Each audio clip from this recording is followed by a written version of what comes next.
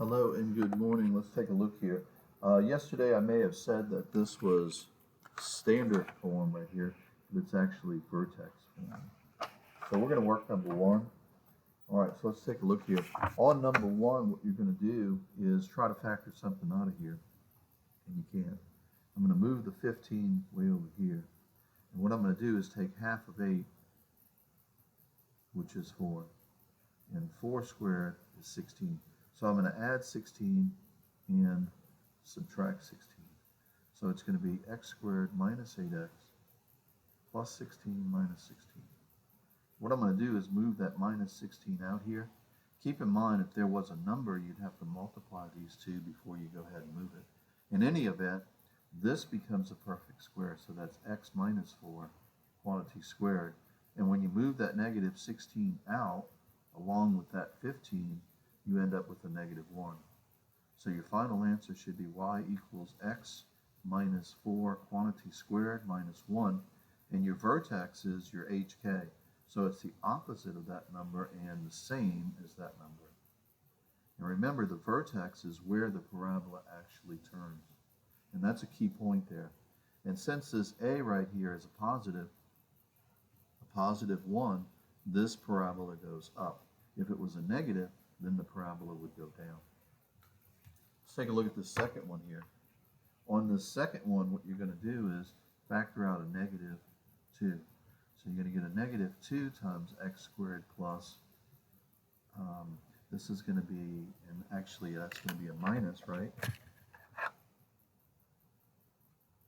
Because a negative times a negative is going to give you a positive. So this should be a negative 6x, and then I'm going to move the negative 21 way over here. Okay? Again, a negative times a negative is a positive. 2 times 6 is 12. So we're good so far. This is kind of bleached out. Sorry. And not too big. There we go. Okay, so on this one right here, you're going to take half of this, which is 3, and you're going to square it and get 9. So you're going to add 9 and subtract 9 inside of here. So it's going to look like this.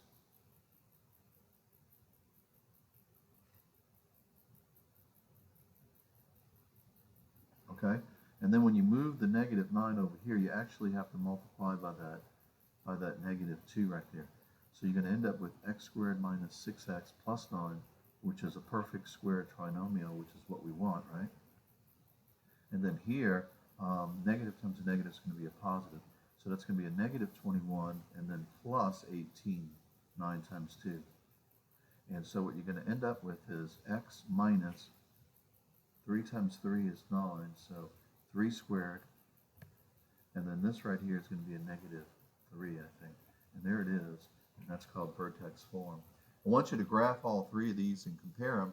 And what I want you to know is how the parent function looks, which is this one, compared to these two. Okay? And this one's a negative, so this one should go down. There it is. And today you have a worksheet. Let me see if I can find it. So if you're at home and you can't be with us, the worksheet looks like this. And guess what? You can copy it down. So if you're not here, copy it down. If you check in the folder and it's not there, go back to the video and copy it down. And so this is what we're doing today. Okay? And there's actually one more on this sheet right here. So take a look at this one right here, number 1. Copy that one down. I'll make it bigger. Okay, they want you to change this from vertex form to standard form. And what you're going to do here is first FOIL this. So you're going to have y equals a negative, and then it's going to be x minus 1 times x minus 1. So I want you to wait to distribute that negative. Okay? So now what you're going to have is x times x is x squared. X times negative 1 is negative 1x. This times this is a negative 1x. And then this times this is going to be a plus 1. And then minus that 1 on the outside. Now I want you to distribute that negative sign and then combine like terms. So now you're going to have negative x squared plus x and another plus x and then a minus 1 and then that minus 1 right there. So it's going to be a negative x squared plus 2x minus 2. And there it is. And this is called standard form. So if I told you vertex yesterday, it's a standard form, okay? And there we go. And that's how you're going to do that. So on this one, you're going to square it first using FOIL. You're going to distribute the 2, and then you're going to combine like terms. Make sure you don't multiply that 2 times that -3.